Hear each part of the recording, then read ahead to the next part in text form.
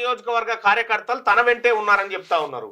వచ్చిన బాధ ఏంటంటే ఈటల రాజేందర్ గారు మిమ్మల్ని కేసీఆర్ బర్తరఫ్ చేసినప్పుడు మేమందరం వచ్చి మీకు బతిలాడినాం. మీరు ఇండిపెండెంట్గా ఉండండి, లేదంటే పార్టీ పెట్టండి, ఈ బీసీలకు అరుదైన అవకాశంగా దీన్ని భావిస్తా ఉన్నామని చెప్తే ఇట్లింటివి అట్లా ఇడిచిపెడితివి. నీ వ్యాపార ప్రయోజనాల కోసం బీజేపీలో చేరుతీవి. ఇలా నువ్వు ఇండిపెండెంట్గా ఉంటే ఈ పరిస్థితి బీసీలకు ఉంటుండేనా? 20 ఏళ్ళు కార్యకర్తలు నీ అంటుంటే నువ్వేమో దొరలేంటుంటివి, లేకపోతే వాళ్ళంటుంటివి. ఎట్లా రాజేందర్ అన్న? ఇంకా కూడా నీకు ధైర్యం లేదన్నా, నీకు ధైర్యమే లేదు.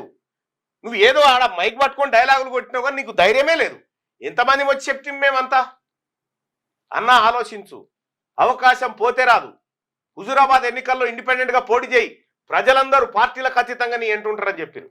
అయినా పోయి బీజేపీలో వేస్తే అయినా కూడా మద్దతు చేస్తే నిజంగా ఈటల రాజేందర్ అన్న నువ్వు బయటకు వచ్చి బీసీ వాదం గురించి మాట్లాడేస్తున్నాం.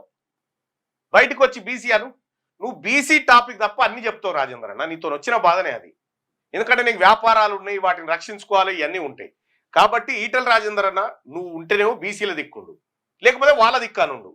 అటు కాకుండా ఇటు కాకుండా నడిబిట్లుంటే ఎటు కాకుండా అవుతావు.